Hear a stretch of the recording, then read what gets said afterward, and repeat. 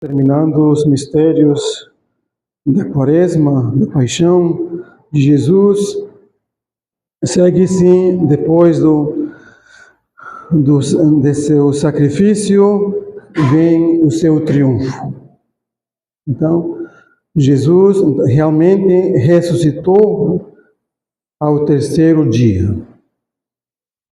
E assim, e durante toda esta semana, durante 8 dias, esse mistério vai ser renovado. Uma festa, né? E por isso se chama oitava, né? Oitava da Páscoa.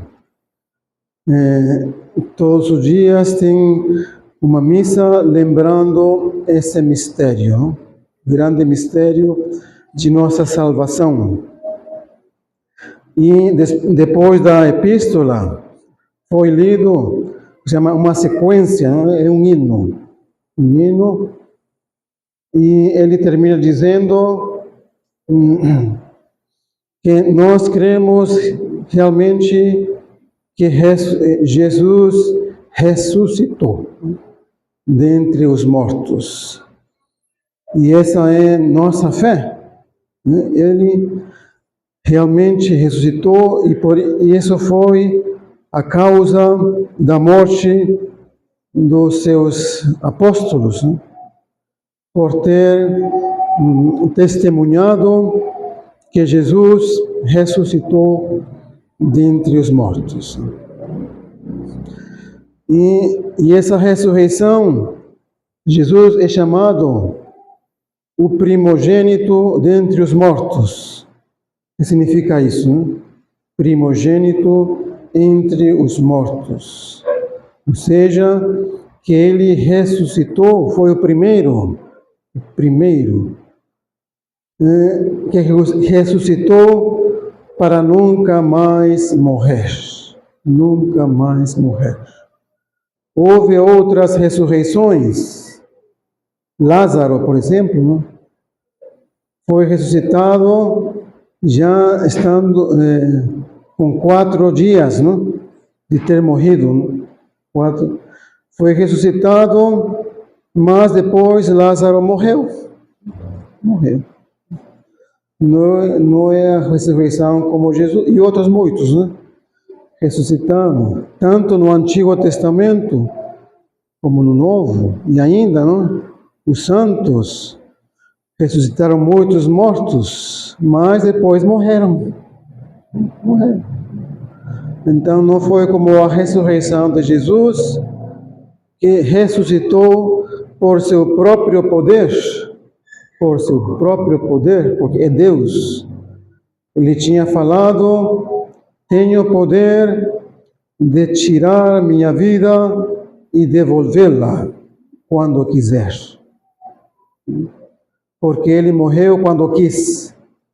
Ele não foi obrigado, não? Não foi forçado a morrer, não. Ele morreu porque quis e quando quis e como quis. É Deus. E assim, tinha poder de tirar a vida nesse sentido e de recuperá-la ao terceiro dia. Ele mesmo tinha dito aos fariseus: destruí este templo e eu o reedificarei em 3 dias. Mas eles entenderam mal, entenderam o templo de Jerusalém, e Jesus falava do templo de seu corpo. Eles o destruíram, destruíram esse templo e Jesus o reconstituiu em 3 dias, ressuscitando. Assim. Então, Jesus é o primogênito entre os mortos, porque ressuscitou por seu próprio poder para nunca mais morrer. Um corpo ressuscitado é um corpo imortal. Não morre mais. Né? E lembrar também que tem 2 ressurreições. Né? Quando nós dizemos no credo, creio na ressurreição dos mortos e na vida eterna. Assim, porque também os condenados ressuscitarão, também, e com corpos imortais, também, mas com diferente fim. Os corpos dos santos que se sacrificaram por amor de Jesus e que cumpriram com sua lei e morreram na graça de Deus, ou foram purificados no purgatório, esses tais ressuscitarão com corpos gloriosos, cheios de luz, uma qualidade do corpo ressuscitado, a claridade. Mas os corpos dos condenados não terão luz, serão corpos tenebrosos, podemos pensar, tenebrosos, e serão imortais também. Os corpos dos santos, além da claridade, terão a impassibilidade, não sofrerão mais. Não tem necessidade mais de comer, dormir, nenhuma necessidade. E uma prova é que Jesus ressuscitado, quando se apareceu aos seus discípulos, no dia de hoje, à tarde, à noite, e eles não acreditavam, quando viram a Jesus, pensaram que era um fantasma. Mas Jesus lhes disse: não temais, sou eu mesmo.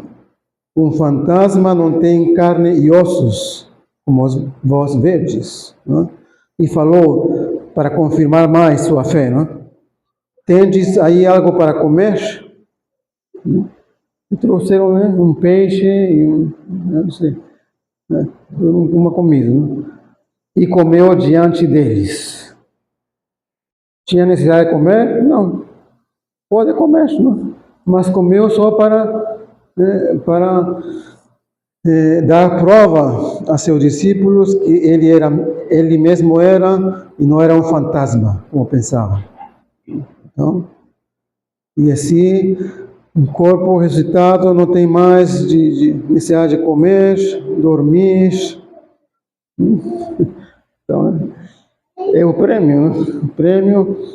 E outra qualidade dos corpos, então, mas o contrário será para os corpos dos condenados, sofrerão eternamente. Será o contrário, serão passíveis e sofrerão por toda a eternidade. Quão grande é o pecado, muito maior que nós podemos pensar, ofender a Deus infinito, e o pecado é uma ofensa infinita que merece um castigo infinito.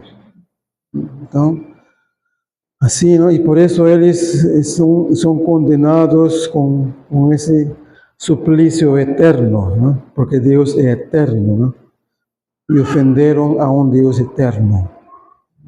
E não se arrependeram, perseveraram no mal e morreram no mal. E assim, então, e tem outra qualidade dos corpos ressuscitados, claridade, impassibilidade, tem como se diz, ligeireza, ou seja, a faculdade de se movimentar de um lugar a outro, com a velocidade do pensamento. E tem provas também, não sei, no Antigo Testamento, estando Daniel no fosso dos leões, ficou lá como 3 dias, e não tinha nada que comer, e Deus manda um profeta, não lembro quem é, estava longe, e manda ir onde estava Daniel para dar de comer. E manda um anjo, não? Avisar esse profeta e disse: meu senhor, não conheço Daniel nem o lugar, a cova onde está. E disse que ele foi levado assim, com o impulso do Espírito, de onde estava ao lugar que estava Daniel, não? Em um instante, não? Como que arrebatado, não? É uma prova, não? Dessa agilidade. A palavra correta é agilidade, né? Agilidade de se movimentar de um lugar a outro sem cansaço, né? Sem cansaço.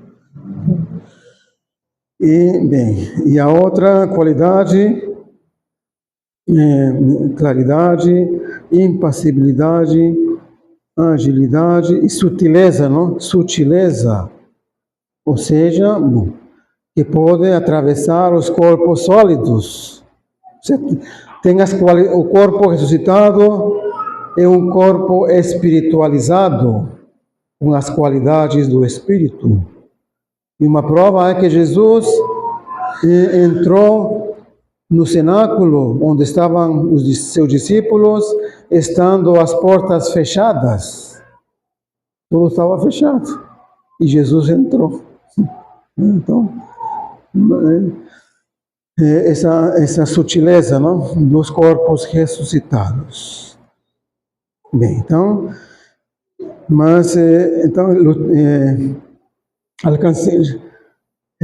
cumpramos bem, sejamos fiéis, não?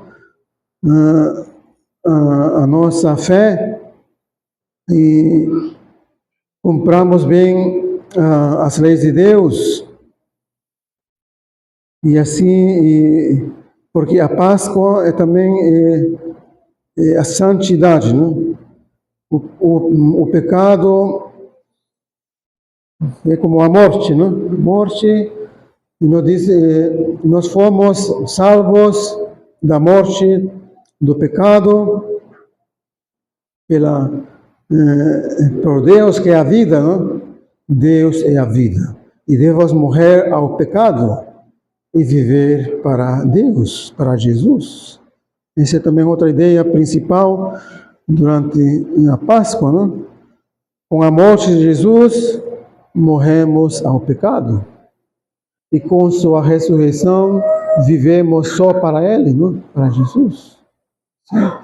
Então, toda a nossa vida é uma luta, não? Contra o pecado, uma morte ao pecado, morte contínua. E assim, e também tem as aparições, né? Jesus agora vai ser ofício de consolador. Vai consolar seus discípulos, não? Aqueles que o seguiam. E a primeira pessoa a ser visitada, consolada, mesmo que não dizem as Escrituras, não? Foi Nossa Senhora. Nossa Senhora foi a primeira a ter a honra da visita de seu filho. Ela não perdeu a fé. Ela creu que Jesus ia ressuscitar e estava aguardando aí, não? Rezando, não? Esse momento. E então, que consolação para Nossa Senhora ver a seu filho glorioso, ressuscitado, depois de ter vê-lo humilhado, não? Ultrajado, ferido. Agora é alegria, não? Alegria. E assim depois foi as santas mulheres, não? A Santa Maria Madalena, não? Aos discípulos foi de último, não? No fim do dia. Por quê? Porque não creram. Apesar de ser anunciados, não? Pelas mulheres, não? Que Jesus tinha ressuscitado, eles não acreditaram e pensaram que estavam sonhando, não? Delirando, não acreditaram. Mas, e por isso que ele demorou até a noite. para aparecer a seus discípulos. Mas antes apareceu também a Pedro, não? São Pedro e São João, que foi ao sepulcro. E assim, então,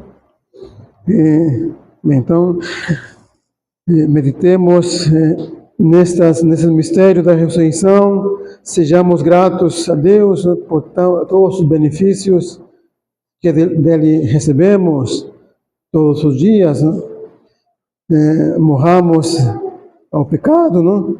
Vivamos para Deus. Esse deve ser nossa constante luta, assim, para merecer esse prêmio da ressurreição, não? Se nós compadecemos com Cristo, se padecemos juntamente com Cristo, seremos premiados juntamente com Cristo. Assim, peçamos essa graça a Nosso Senhor. Pai, do Filho e do Espírito Santo. Amém.